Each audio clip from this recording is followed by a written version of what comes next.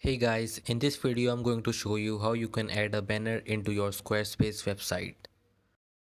So first you need to click on edit and then create a new section on the top. Here you can see some of the templates that are created by Squarespace. So I like this one, I'm going to select this. So now for example I want to change its background image. So for that I need to click on edit section on the top right and then click on background. Here you need to click on replace. I'm going to choose from browse stock images.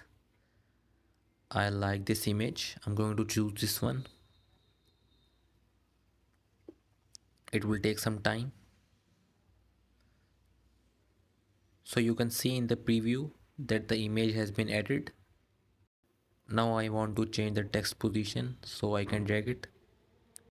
I hope you found the video useful. Please subscribe our channel.